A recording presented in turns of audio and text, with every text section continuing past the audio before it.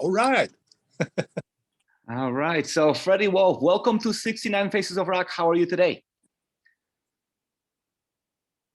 Well, I'm great. It's a sunny day in Copenhagen, Denmark. Very hot. And after work, I always think about my music. So when I get home, soon I'm gonna play some guitar.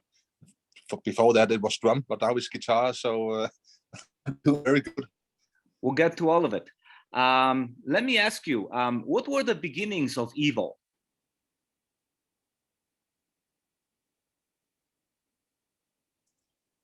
What? Sorry? What were the beginnings of Evil, of the band? Could you repeat? I didn't get the first two. What were the beginnings all of right. the band? Yeah, the beginning of... Oh, yeah, it's many years ago. I'm the only one of the original bands from the 80s. So we started off with another name, and that Evil, it was called Nevermind from 1983. And yeah, there were a couple of guys that needed a drummer, and he should play with 2 bass drums. And I did that already very like starting up the 80s. So it was natural for me to join up with that band. But it was not called Evil. It was so about 6 months after Kim and I, you know, the guitar player from the original guitar player, we were sitting in a train, and I was sitting and talking and said, well, why not change our name to Evil? Well, why not? It reminds me of Elvis, and if you spell it from behind, it's live or live. So and it's a bizarre world we're living in. It's the opposite world, I think. So it gets good meaning with evil. So that's why. But it was back in '83 we decided that. What would you say inspired you back then? What bands did you want to be like? Yeah, I think it was Judas Priest, and it was the British Steel album that was an eye-opener for me, especially Metal Gods. It was not the hits they made, because all know that, you know, Living After Midnight, Breaking Low, good songs, of course. But when I heard first time I heard Metal Gods, he was just shaking his head when there comes the chorus with some, you know, the song. There's some metal, I don't know, links, chains, and the sound, and he shake his head, and I looked at him, and this music I never heard the song really before. Only the 2 other songs, and I was shocked. I said, "Oh, that's so mean! I gotta play like that." And suddenly there was another band called Accept. It was not so much Iron Maiden. I think Iron Maiden was very good, but I was catched by Judas Priest and Accept, you know, Fast as a Shotgun. So I want to play like that. I decided that. Tell me about the first EP, which is this one, Evil's Message, right? Ooh. Right here, yeah. With another EP from that time. So tell me about that EP, how it came about. Yeah, it took, well, it was, yeah. In the beginning, it was rock music and Nevermind, and we just play some, you know, some UFO songs, sounds like UFO. And because of the 2 bass drum I was getting in with, the band didn't have songs with 2 bass drums, but Kim, the guitar player, wanted to do that, and that was because he was announcing a new drummer with 2 bass drums. So you know, we started to listen to Fast as a Shark with Accept, you know, and I could play that before, because I have listened to Cozy Powell in 1980, and that's where I started playing drums. And I think I never heard anything like that from his solo album. And you know, Rainbow, it was an old band with Richie Blackmore. They have a song called Spotlight Kid, and that was 2 bass drum on too. And so we think, oh, if we could do a song like that in that beat, it would be smashing. Outstanding. Did the band play any shows to promote this EP?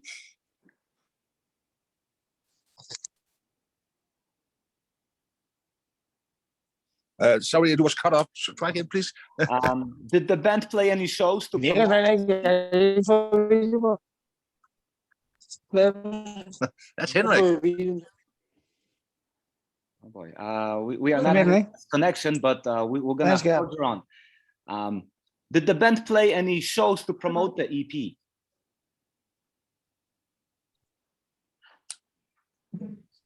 Oh yeah, freeze. I can see.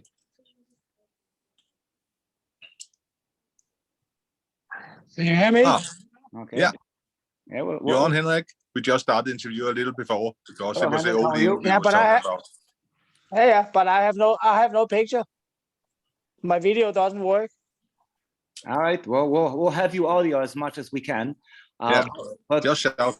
Okay. We're still talking about the old days at the moment. So was the band able to play any shows to promote the EP back then? Yeah, short after, and you know, it was not called heavy metal. You know, people were listening. We made this mini LP. It was called. It was supposed to be played on 45 rounds on the gramophone, and not 31st.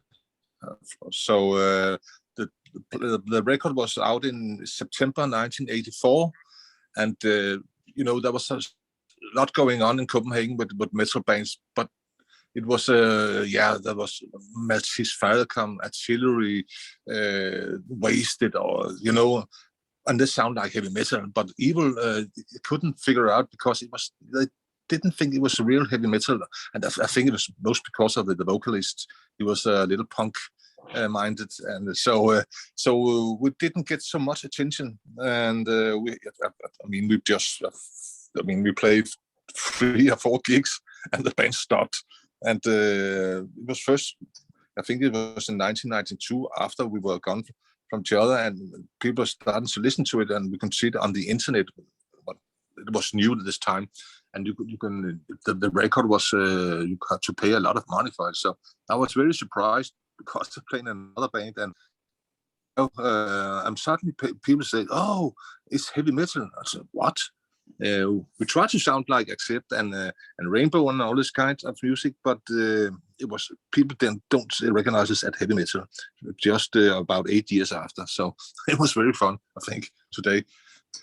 That's a great legacy. What caused the band to split up initially? Well, the vocalist he was just singing for, you know, to have some fun with the guys and bring some beers, you know, and that's a social man. And when we was rehearsing, he didn't show up much of the time, so it was Kim and me who was making all the music, and there was no real singer in Copenhagen. Most of them were from England and playing in big bands, and yeah, we couldn't find a singer who will try. So suddenly the singer, well, we don't get millionaire after we're making this record. So he just, split, and we never heard from him. And Kim and I was starting a project called Palladion with Hal Patino, me and Kim. And that was in 1987.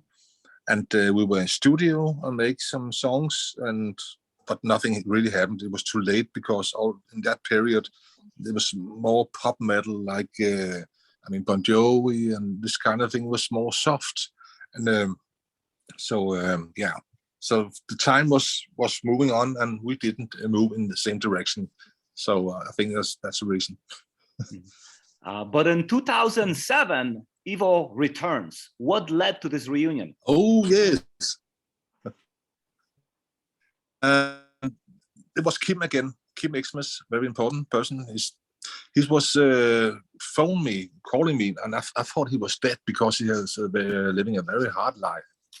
And suddenly he was calling me and said, "Hey, Freddie, you should know how many times I tried to find your number.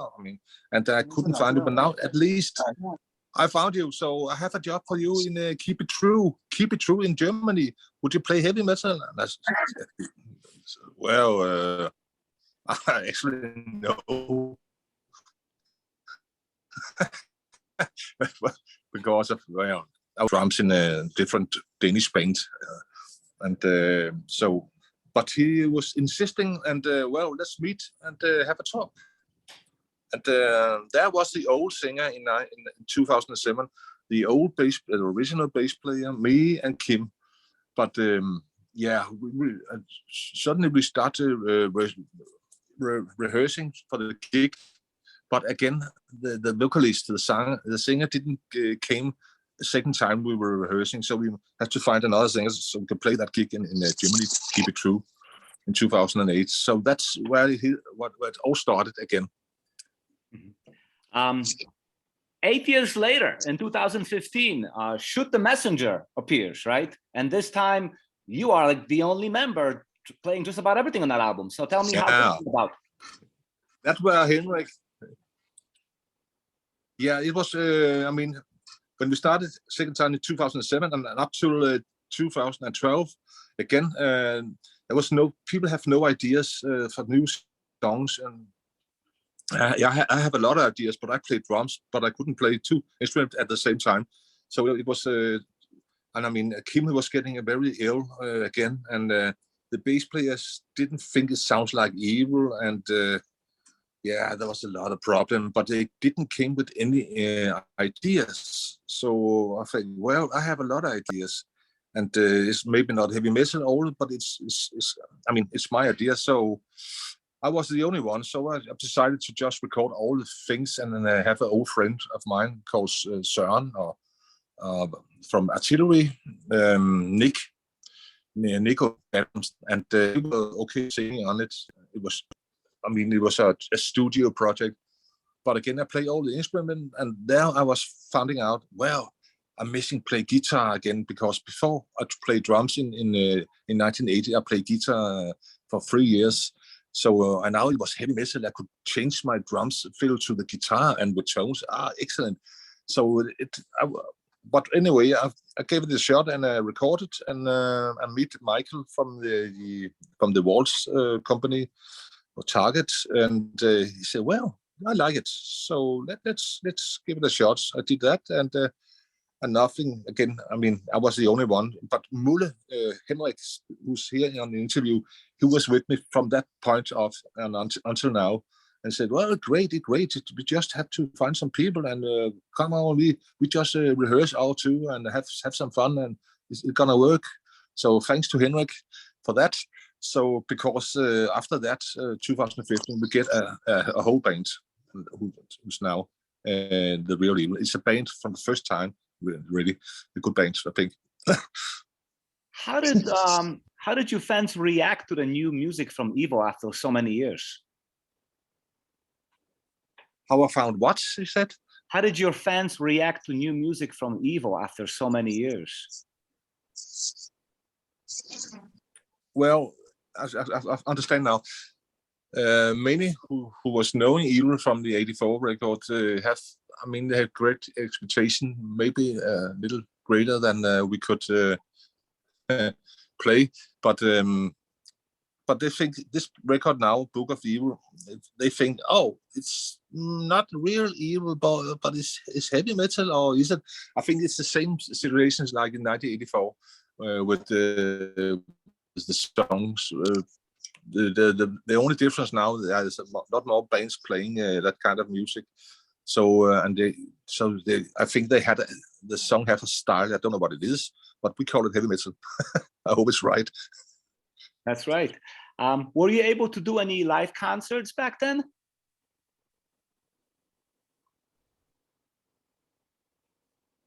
What I was able to, you were cutting. Sorry, so cutting off the. Were you able to do any live concerts for the Shoot the Messenger?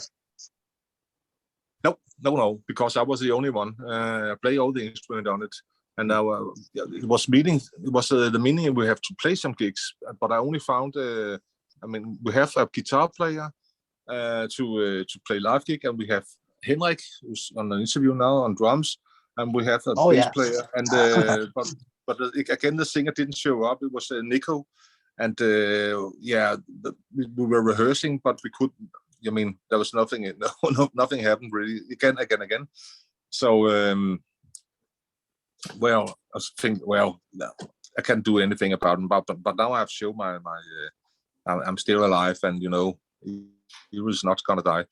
So first now we have played some gigs after this record here. This is the first time we ever I could play the old song from this Shoot the Messenger now with this band here, with the new Evil. So it's really first now on last year and this year we have played some gigs, and I think we're doing okay. So 2022, brand new album. Yeah. Right. Yes. Yes. Brand new lineup. Yeah. Tell me how it all came to be.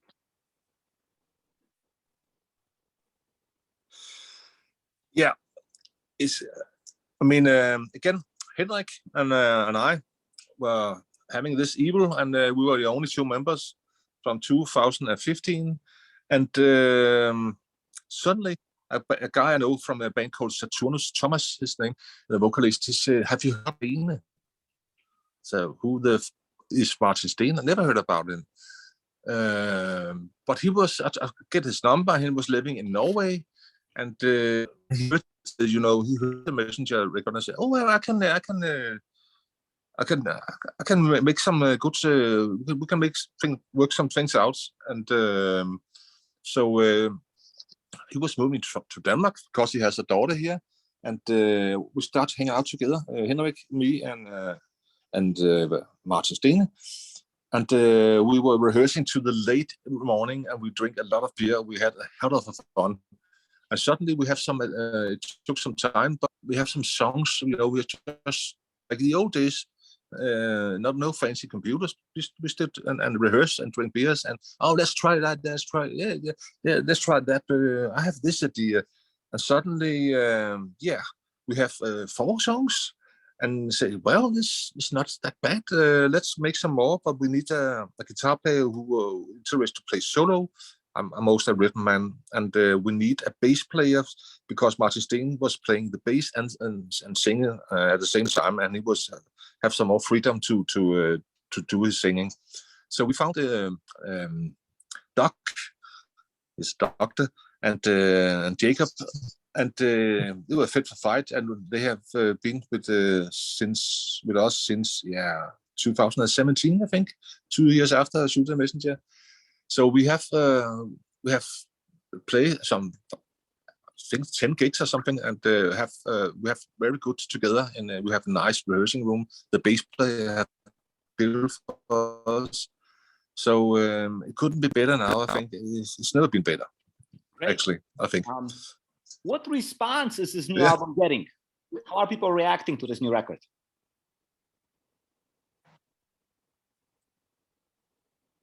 Well, Henrik, could you give something? Well, I think it's a good reaction overall, but you always get some a few sour drops here and there.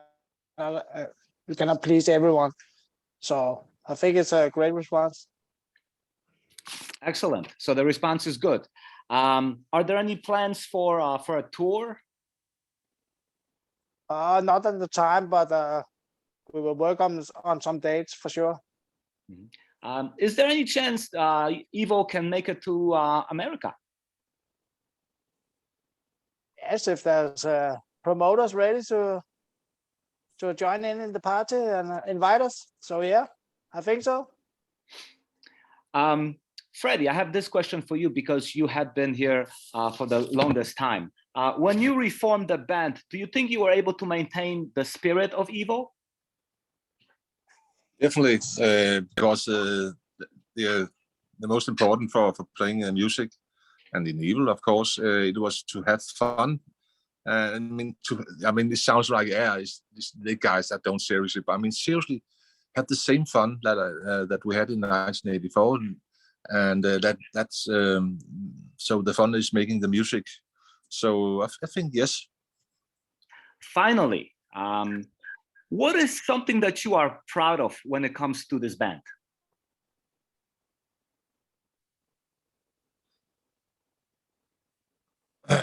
Well, actually, I'm proud of especially the drummer, Henrik. Yeah, sorry, yeah, I mean, Henrik, Thank you. I'm proud of you because you, Likewise. some people cannot hold it out so long. So I mean, it's a big, not just sit down and try and think you're Perseverance. So thanks for that, and then I'm very proud of the song "Book of Evil" because that's what I'm feeling. Is maybe not the hit on the record, but it's the title of the record, and this song I like very much. And we didn't heard Iron Maiden's new record. We were making this song before the new Iron Maiden record, who has a song was very long. So I'm proud of "Book of Evil." Yes. Sounds really great. Thank you for speaking to me, and good luck on the new album. Thank you too, to have your time. Thank you.